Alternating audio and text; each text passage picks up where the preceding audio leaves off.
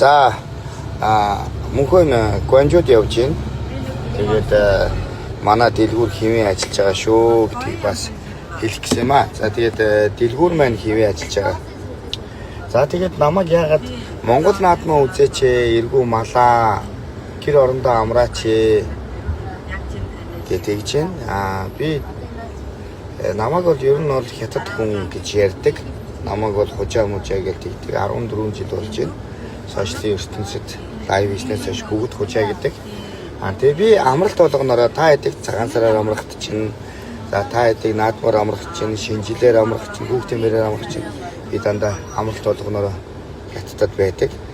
Тэгээд яагаад ингэж хятадд байгаад байгаа юм бэ гэхээр би одоо 7 сарын 15-наас хойш сургуулийн цүнх зардаг учраас яг та бүгдийг наадмаар наадаж байх үед чинь, тийм амарч байх үед чинь би сургуулийн цүнхийг бэлддэг юм аа.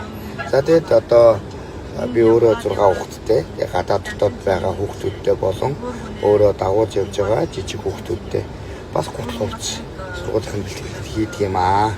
За тэгээд нэг газараар ганцхан Гуанжуу Бээжингээ явцдаггүй учраас 14-5 аймаг одоо хотоор явдаг учраас Хонконг хүртэл явна.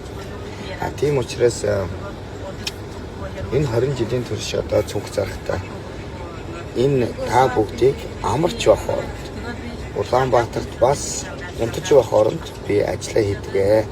Улаанбаатарт байхдаа би бас та бүгдийг шөнө унтаж байхад би 2-3 цаг хүртэл ажилладаг. Өглөө та бүгдийг унтаж байхад бас би өглөө 6-7 цагаас эхлээд ажиллаа хийдэг. За тэгээд хөтэ гадаа явсан ч та бүгдийг унтаж байхад шөнө нэг аймагаас нөгөө аймаг руу машинаар явж идэг. Өдрийн юмараа шөнө машинаар замаа туулж идэг. Ингэж амьдарч одоо энэ олон жилийг ирсэн юм аа. Тэгэхээр та бүгд маань яг хүүхдүүдэд хөгжөөгөөд бас ажиллаа хийгээд хажуугаар нь хүүхдүүдэд зугаацуулаад тэгээ ингээд хятадд яваа шүү. Мал минь Монгол наадмаараа сайхан Монгол наадмаа үзээч малаа хятадд яваад хятадын шээсээ хужаа минь даалрын тэнэг гिचий минь юу гэхээд бас зарим үг нь миний амнаас гарахгүй байна.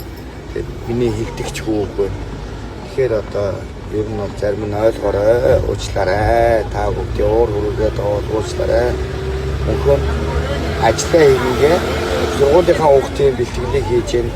Тэгээ бас олон мянган шинэ сургуульд орох хүүхдүүдийн бэлтгэлийг хийж байгаа. За тэгээд мөнхөөс 10,000, 15,000-аар гадуур зарж байгаа 50-60 мянган зүнхийг 15-20 мянган төгрөгөөр авах хүмүүс байвал мөнхөөгөө энэ постыг шийрлээрэй гэж хэлье.